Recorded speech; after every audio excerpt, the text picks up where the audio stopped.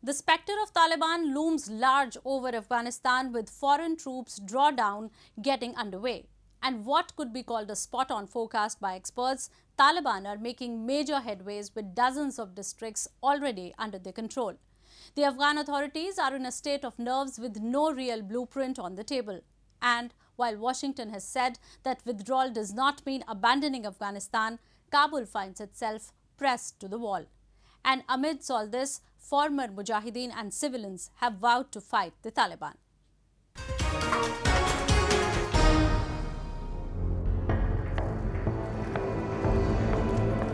Parwan province in Afghanistan is now seeing some new armed fighters in its mountains.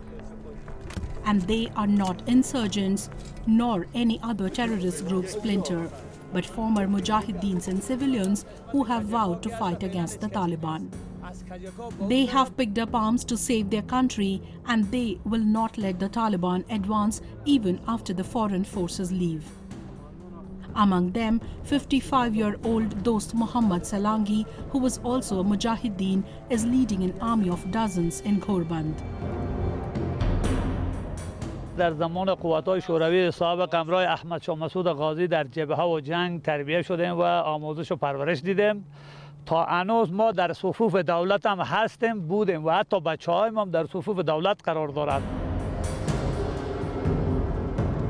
Since the United States announced plans in April to withdraw its troops without conditions by September 11, after nearly 20 years of conflict, violence has escalated throughout the country as the Islamist Taliban seeks more territory. It has worsened, especially in the north, where Taliban insurgents have conducted a wave of offensive in recent days, moving beyond their southern strongholds. Intense fighting in the northern Afghan province of Kunduz killed at least 28 civilians. According to hospital officials, it injured 290 this week. Security convoys have patrolled the area in an attempt to keep residents safe from Taliban attacks. ما به این آرزو نیستیم که کسی از برادران ما کشته شود، ولی اگر بالای ما جنگ تحمیل کنن، اگر به واقعیت بالای ما ظلم کنن، اگر به واقعیت به مردم دستاندازی کنن، مثل که در دوشی دستاندازی کردن به سیاست مردم، به اموال مردم، به ناموس مردم، به دختر مردم، اگر به این سیستم طالبان پیش برود، به هیچ عنوان حتی فرد حتی 7 ساله‌ای بچه ما باشه مسلم شه و در مقابلش استادگری میکنیم. به خاطر چی؟ به خاطر که اینا دعوای اسلامی و دعوای انسانی و مجاهدت ندارن، اینا یک دعوای تحمیلی دارن. Though there have been meetings in the recent days and the Taliban say they are committed to negotiations, peace talks in Doha have largely remained stalled.